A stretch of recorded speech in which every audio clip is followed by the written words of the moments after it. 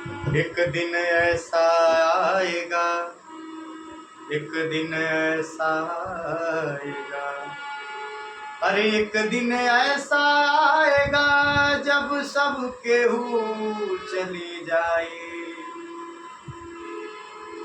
अरे हाथ बची ना सूखा ढेला, सब यही रही जाए। भैया आजकल के जमाना में लोग भाई भाई जमीन जायदाद हक हिस्सा खातिर अपने भाई के भी त्याग देकर पैसे, लेकिन कुछ यहाँ से जाए न साथे लेके ना जाइए।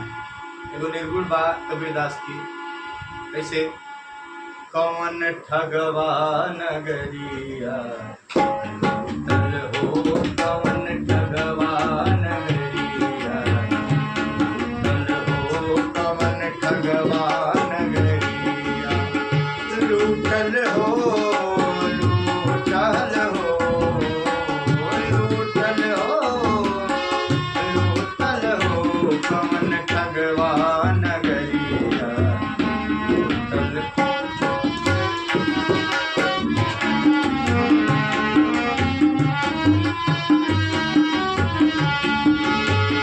लूटल हो, लूटल हो, लूटल हो, लूटल हो, कौन ठगवा नगरिया लूटल हो, कौन ठगवा नगरिया लूटल हो, कौन ठगवा नगरिया। और क्या चंदन काठ के बनल खटोलना, जब आदमी दुनिया में आवेलन त लकड़िए के काठ रहला, लकड़िए के सब खिलौना, लकड़िए के सब पलना, सब कुछ लकड़िए के। जैसे कभी कहता कैसे चंदन काठ के बनल खटोलना, चंदन काठ के, चंदन काठ के, चंदन काठ के बनल खटोलना, ओ बनल खटोलना, ओ बनल खटोलना,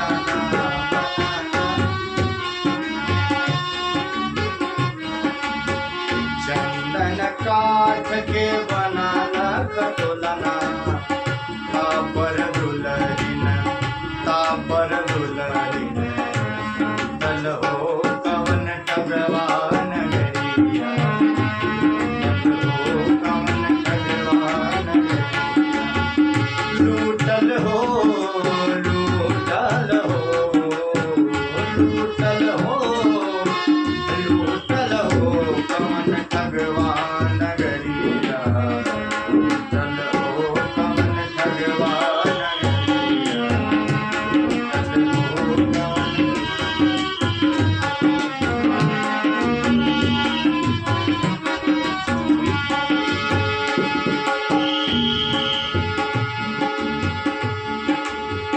भैया अंतिम समय में जब आदमी की विदाई होला तो चार जनी से कंधा देवे। ये हमारी परंपरा बा, उनके देश की परंपरा। कैसे चार जने मिली खाट उठैना, चार जने मिली, चार जने मिली खाट उठैना, खाट उठै है, खाट उठै है, खाट उठै है, खाट। चार जने मिली खाट उठै है, चहुदिस धू धुध, चारों दिशाओं में धुआं धुआं हो जाता है। चहुदिस धू धू उठल हो, चहुदिस धू धू उठल हो, कौन ठगवा नगरिया लूटल हो, कौन ठगवा नगरिया लूटल हो,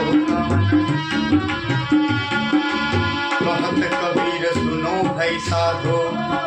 कहत कबीर सुनो भाई साधो, कहत कबीर सुनो भाई साधो, कहत कबीर सुनो भाई साधो, सुनो भाई साधो, सुनो भाई साधो।